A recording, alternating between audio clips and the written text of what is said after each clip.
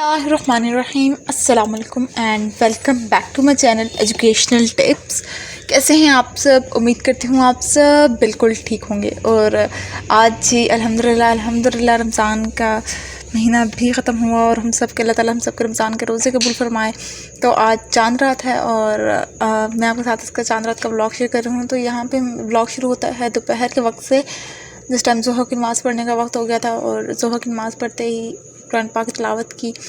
इस दफ़ा बस एक चूक हो गई कि मेरा कुरान पाक मुझसे ख़त्म ना हो पाया। और कोशिश थी, लेकिन एक्चुअली मुझे कॉलेज भी जाना होता था साथ साथ, तो इतना ज़्यादा नहीं पढ़ पाती थी मैं। लेकिन चलें, अल्लाह ताला हम सब की इबादत जितनी भी हमने की रमज़ान के महीने में उन सबको कबूल फरमाए। सब आप सब कमेंट बॉक्स में आमीन ज़रूर लिख दीजिएगा।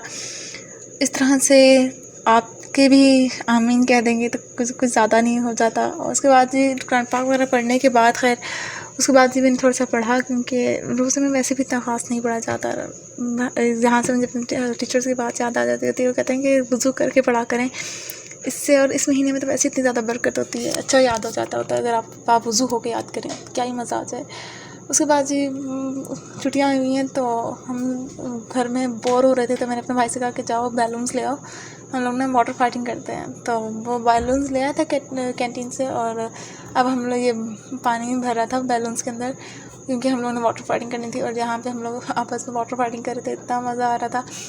ये चीज़ सबक ना मैंने अपने कॉलेज से सीखा था। हम लोग कॉलेज में इतना हरकतें करते हैं, तो उधर तो हम लोग हर डांट पड़ती है टीचर्स के पास से, क्योंकि बुरा लगता है कि आपके ऊपर आप गीले हुए हो कॉलेज के अंदर।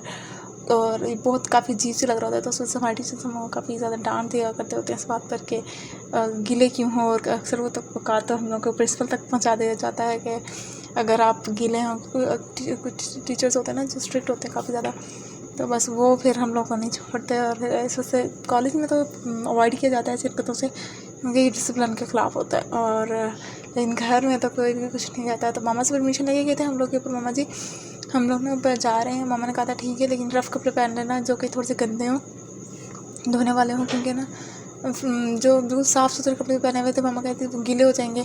वैसे भी हमने नहाना था आज, मैंने और मेरे भाई ने। तो चाँद रात थी ना, तो इस वजह से हम, क्योंकि साल से बात 30 रोज़े थे, उसके बाद तो आगे रोज़े रमज़ान ख़त्म हो जाता है। तो और ईद से अब्दुल्ला कह रहा था कि मैं ना पहले भी नहा लेता हूँ, आज रात को भी नहा लूँगा और सुबह भी नहा लूँगा ना। तो इस वजह से फिर बस मामा ने कहा ठीक है जाओ, फिर कर लो जो करना है, क्योंकि नीचे बैठे भी हम लोग मामा को तंग ही कर रहे थे। उसके बाद फिर मैं नीचे आई तो यहाँ पे आप ही सारा किचन साफ़ कर रही थी।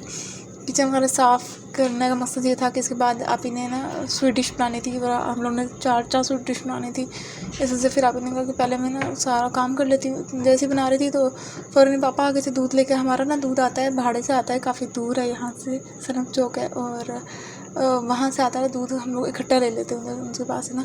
फिर मामा भी साथ साथ यहाँ पे फर्नीचर साफ़ कर रही थी, तो फर्नीचर के ऊपर डस्ट पड़ जाती है। अच्छा मज़े की बात है कि पता ही नहीं चल रहा रमज़ान के, अभी रमज़ान की सारी प्रिपरेशन हो ही रही थी, इतनी देर में ईद आ गई और अब ईद की प्रिपरेशन होना शुरू हो गई। और फिर ये देखिए हमारे बर्ड्स हैं इतने क्यूट माशाल्लाह से। और इनमें से कुछ हैं जिन्होंने बच्चे भी दिए हुए हैं। और ये एक सबसे इनका छोटा, इसके 4 बहन भाई थे, एक ये है और इसके साथ 3 और थे, इनकी डेथ हो गई है। अब बस ये भी वो अल्लाह ताला इसको भी सेहत दे, इसलिए ये भी बहुत ज़्यादा नाजुक हालात में है। और ये हमें अब मकसद मेरे ऊपर आने का ये था, वैसे तो नहीं आते ही, लेकिन मकसद मेरा सिर्फ ये था कि वो ना मैंने प्याज वगैरह लेने थे। और ये देखिए प्रिंसेस फैंस लगाए हुए ना, मकसद यही है कि इनके कमरे में बहुत गर्मी होती है, स्टोर रूम में, और बहुत ज़्यादा गर्मी होती है यहाँ पर, इस वजह से। और फिर आज इफ्तारी में मामा ने कहा था कि आखिरी रोज़ा है, हम लोग ना हमारे यहाँ बनते हैं दही बल्ले, और दही बल्ले खा के हम लोग सब इफ्तार से गए थे।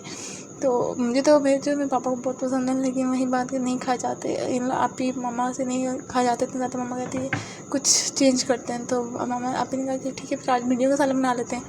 और फिर साथ ही साथ मेरा दिल चाह गया था पकौड़े बनाने का, तो पकौड़े भी फिर मैंने बाद में बनाना शुरू कर दिए थे। टाइम शॉर्ट था, वरना वो उसका क्लिप भी ऐड जरूर करती मैं आपके साथ। उस बाद फिर पापा राशन ले आए थे, रमज़ान से पहले ही हम लोगों ने सारी शॉपिंग करके रख ली थी।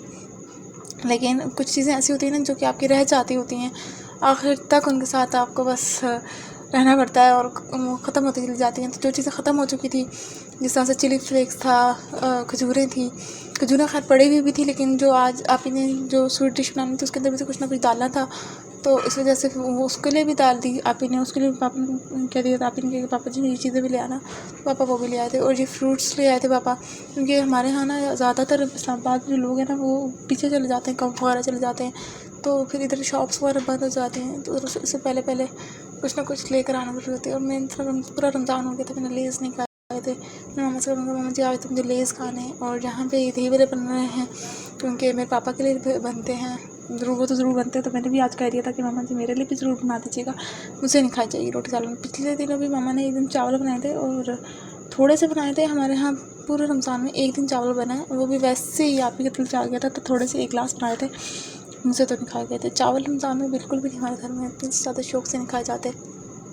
साथ ही साथ आप ही ने कहा था दही बड़े वगैरह अफ्तारी के थोड़े बहुत मेन्यू आप बना दो, मैं ना ज़रा ये कर लूँ ना, ये कल ईद के लिए जो स्वीट डिशेस बनानी है ना वो बना लूँ। तो यहाँ पे आप ही फालूदा की बना रही थी, आप ही ने एक मतलब अभी वो बना के रख दी रसमलाई, यस रसमलाई बना के रख दी थी। और अब ये ऐलान हो चुका था ईद का।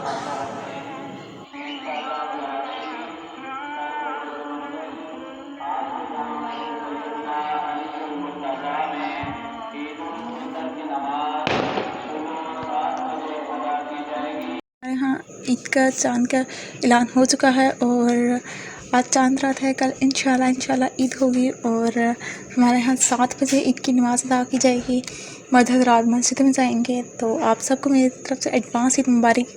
कल का ईद का व्लॉग कल अपलोड हो जाएगा इंशाल्लाह। कोशिश करूँगी कि ईद का व्लॉग अपलोड कर सकूँ, आप लोगों के साथ शेयर कर सकूँ अपने ईद की भी रूटीन।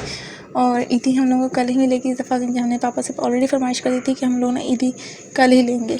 हाँ वैसे पापा हमेशा जल्दी से देते हैं, लेकिन इस दफ़ा हम लोग बाद में लेंगे। और ये मेरी ड्रेस और ये मेरी मेहंदी मैंने हाफ़ कल लगा ली थी और हाफ़ मैंने आज लगाई, उंगलियाँ भी आज लगाई, और दूसरे वाले हाथ जो है उसके ऊपर अभी हाफ़ लगाई और हाफ़ नहीं लगाई।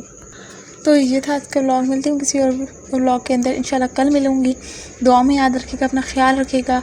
और हाँ आज की रात जो दुआ मांगनी हो आप लोग ज़रूर मांगिएगा, क्योंकि आज की रात के दिन अल्लाह ताला 7वें आसमान से पहले आसमान पे आ जाता है।